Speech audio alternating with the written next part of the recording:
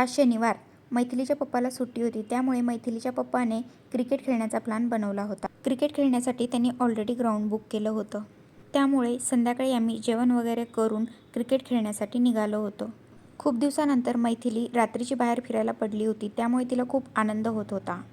कारण आजकाल थंडी खूप पडते, त्यामुळे शक्यतो तरी आम्ही मैथिलीला बाहेर काढतच नाही आहेत फिरायला. त्यामुळे तिला आज जास्तच आनंद झाला. त्यानंतर आलो आम्ही क्रिकेटच्या ग्राउंडवर. तिथे गेल्यावर आम्ही 2 टीम तयार केल्या आणि त्यानंतर पहिली बॅटिंग आमच्याच टीमची होती. सर्वात पहिले मैथिलीच्या पप्पांनी बॅटिंग केली आणि त्यानंतर बॅटिंग करण्याची बारी होती मैथिलीच्या मावशीची.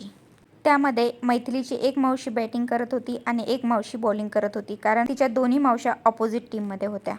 मैथिली साईडला बसून तिची मावशी कशी खेळतीये ते ऑब्झर्व करत होती.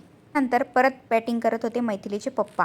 फर्स्ट राऊंडमध्ये पप्पाने तर खूप सिक्सर मारले होते, पण या राऊंडमध्ये पप्पा पहिल्याच बॉलला आऊट झाले होते.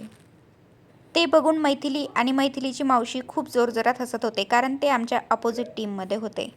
मैथिलीचे पप्पा आऊट झाल्यानंतर आमचा दुसरा टीम मेंबर बॅटिंग करत होता.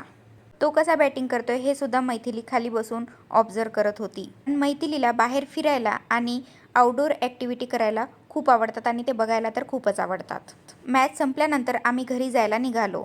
गाडीमध्ये डिस्कशन चालू होतं, कोण कधी आऊट झालं, कोण पहिल्या बॉलला आऊट झालं. सर्व डिस्कशन ऐकून मैथिली खूप आनंदी होती. तिला खूप छान वाटत होतं.